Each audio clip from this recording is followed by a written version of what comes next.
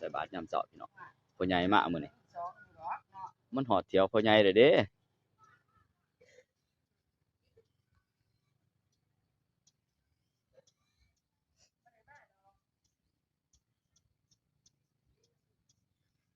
บ้านนี้ครูบาผู้เดียวมามื้อนี้พ่อใหญ่มาบักกระดามกับบางยาวจะได้สิอัดบาตรได้บาดนี้โอ้ยมันแม่นอยู่บ่เด้เนาะเสียให้ปิดเพียงหันซะบ่คันซั่นก็ใส่ออกหมู่ซะติเนาะว่าจังซั่นติ แหน่นตึบไปโดดโอ้ยอยู่ว่าอัดบาตรบ่ลงซะ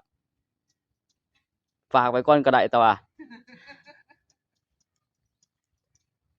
ใส่บาตรพี่น้อง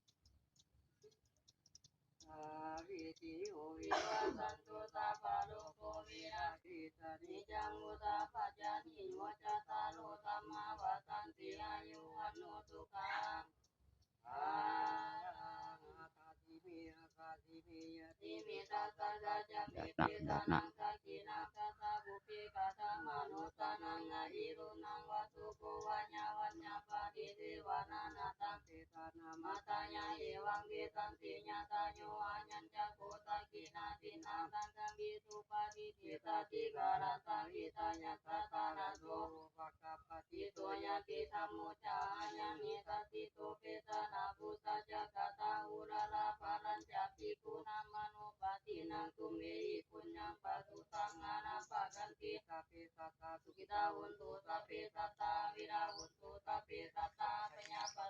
เก็บภาพงามๆพี่น้องเบิ่งพี่น้องชม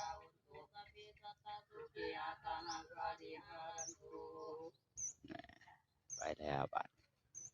พระอาจารย์ไปแล้วโอ้ใส่บังคารามก็ใส่พี่ลึกไม่ออกก็ดีจนจั่วสิอัดบาดบ่ได้เนาะเพิ่นเอาออกกันแหน่เนาะ